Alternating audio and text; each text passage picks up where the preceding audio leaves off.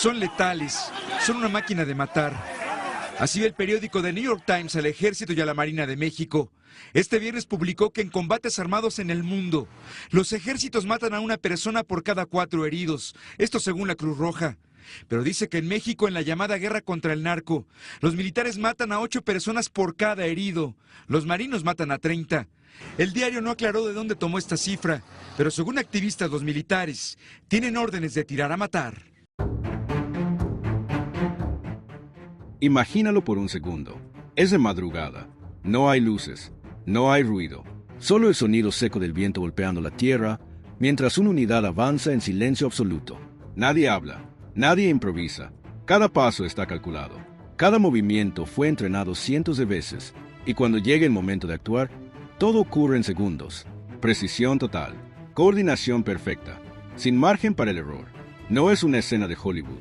Es el tipo de operación que, en distintos momentos, han ejecutado las fuerzas especiales del ejército mexicano. Pero aquí viene la gran pregunta que millones de mexicanos se hacen y que pocas veces se responde con profundidad real. ¿Qué tan buenas son realmente las fuerzas especiales mexicanas? Porque cuando se habla de poder militar de México, el debate suele irse a tanques, aviones, presupuesto o comparaciones generales. Pero hay una dimensión mucho más interesante, muchas veces mucho más decisiva: la capacidad de sus unidades de élite. Las fuerzas especiales no se miden por cantidad, se miden por precisión, por entrenamiento, por efectividad, por capacidad de adaptación. Y en ese terreno, México tiene una historia mucho más compleja de lo que la mayoría imagina. Para entender qué tan buenas son, primero hay que entender quiénes son. Cuando hablamos de fuerzas especiales mexicanas, solemos pensar inmediatamente en los famosos murciélagos. El nombre genera mística, genera respeto y también genera muchas exageraciones. La realidad es que dentro de la estructura militar mexicana existen varias unidades especializadas, pero una de las más conocidas y respetadas es el Cuerpo de Fuerzas Especiales, heredero de décadas de evolución doctrinal y operativa. Estas unidades nacieron formalmente a finales del siglo XX, cuando México entendió que las amenazas modernas requerían algo distinto al despliegue convencional. No bastaba con soldados, se necesitaban operadores, elementos capaces de actuar en entornos complejos, urbanos, rurales, montañosos, de alto riesgo y bajo presión extrema. Así nacieron los grupos aeromóviles de fuerzas especiales, conocidos como GAFES.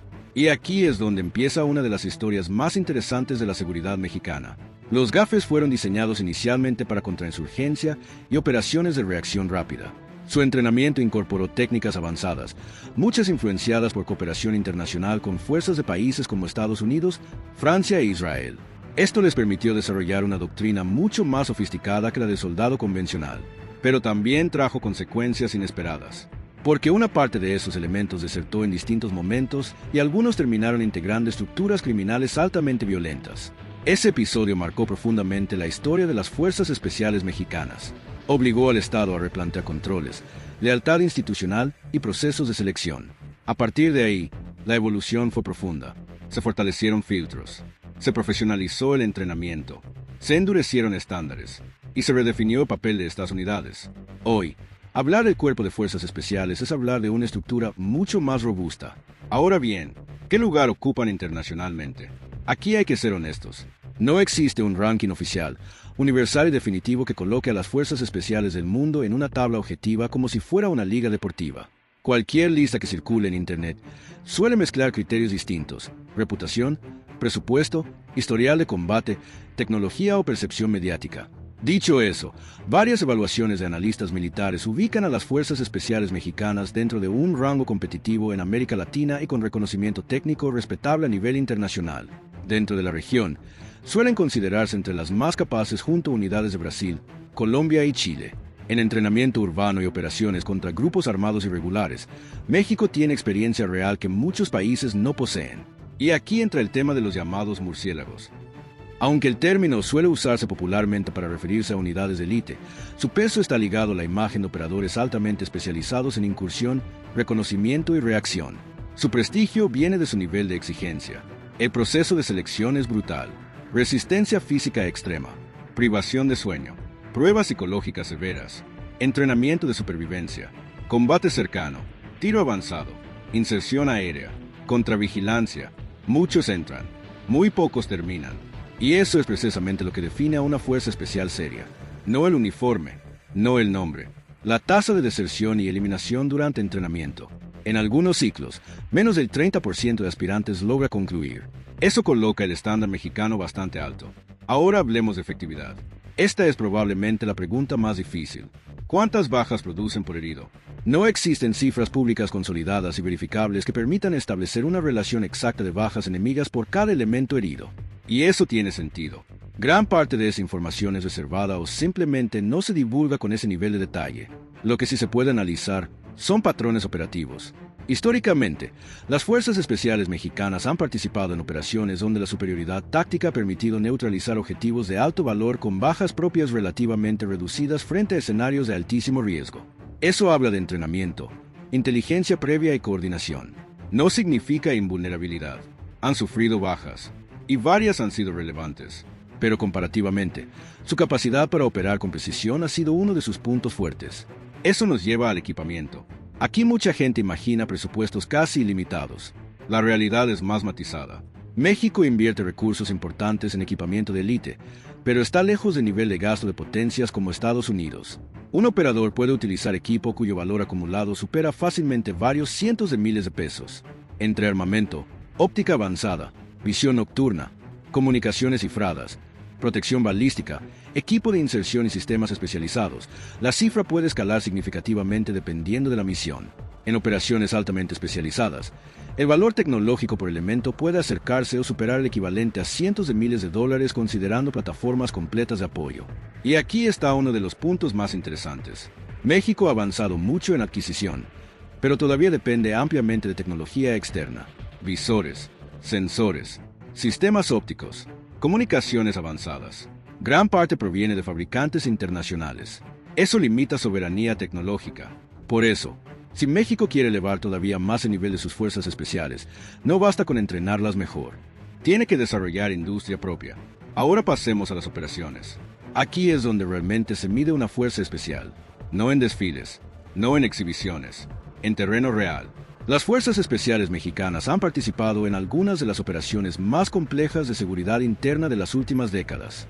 Captura de objetivos prioritarios, rescate, reconocimiento especial, interdicción, operaciones urbanas de alto riesgo, participación coordinada con inteligencia federal. Uno de los escenarios donde más visibilidad han tenido ha sido la captura de líderes criminales de alto perfil. Operaciones donde el margen de error era prácticamente cero. Porque no solo se trataba de neutralizar objetivos, se trataba de hacerlo minimizando daño colateral. Eso exige precisión quirúrgica. También han participado en operaciones de erradicación, control territorial temporal y aseguramiento de infraestructura crítica. Su versatilidad es uno de sus mayores activos. Pueden adaptarse a selva, desierto, montaña o ciudad. Y eso no es menor. México tiene una geografía brutalmente diversa. Operar con efectividad en todos esos entornos exige entrenamiento excepcional. Ahora bien, la gran pregunta, ¿son comparables con fuerzas como los Navy, SLC o el SAS? Aquí hay que aterrizar expectativas. No, y no porque carezcan de capacidad, sino porque operan bajo contextos, presupuestos, doctrinas y proyección estratégica completamente distintos. Compararlas directamente sería injusto. México no diseña sus fuerzas especiales para proyección global. Las diseña para amenazas internas, entornos asimétricos y escenarios de seguridad nacional específicos. Dentro de esa misión, su desempeño ha sido sólido. Y esto conecta con algo clave. Las Fuerzas Especiales Mexicanas tienen una ventaja que pocas unidades del mundo poseen: experiencia operativa continua en escenarios reales de altísima complejidad. Muchos ejércitos entrenan para escenarios hipotéticos. México ha operado durante años en contextos donde el riesgo es constante. Eso genera aprendizaje acelerado, adaptabilidad, capacidad de improvisación táctica y temple psicológico, pero también tiene costos: desgaste, presión, estrés acumulado, riesgos institucionales.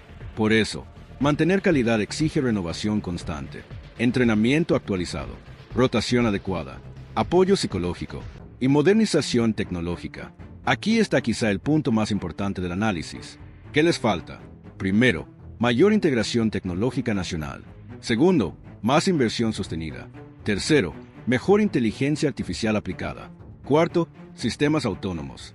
Quinto, fortalecimiento doctrinal para amenazas futuras como guerra electrónica y ciberoperaciones. Porque el campo de batalla está cambiando. Y las fuerzas especiales del futuro no solo dispararán mejor, pensarán más rápido, procesarán más datos, operarán con sistemas interconectados. México tiene base humana para competir. Lo que necesita es dar el salto tecnológico. Entonces, ¿qué tan buenas son realmente? La respuesta corta es esta. Son considerablemente mejores de lo que la mayoría de mexicanos cree. Tienen entrenamiento serio, experiencia real, capacidad táctica probada, reconocimiento técnico respetable, pero también tienen límites claros en presupuesto, autonomía tecnológica y proyección estratégica. No son una superpotencia militar, pero tampoco son una fuerza improvisada. Son una capacidad especializada relevante que, con inversión correcta, podría convertirse en una de las más sofisticadas del continente. Y aquí está la reflexión final. Cuando hablamos de fuerzas especiales, no hablamos solo de soldados de élite. Hablamos del nivel de desarrollo institucional de un país, de su capacidad para formar talento, de su capacidad para sostener disciplina, de su visión tecnológica. Las fuerzas especiales mexicanas son, en muchos sentidos, un espejo. Reflejan tanto lo mejor como las limitaciones estructurales de México. Demuestran que existe talento, que existe capacidad, que existe disciplina, pero también muestran todo lo que falta construir. La verdadera pregunta no es si hoy son buenas. La verdadera pregunta es si México está dispuesto a convertirlas en algo mucho más grande.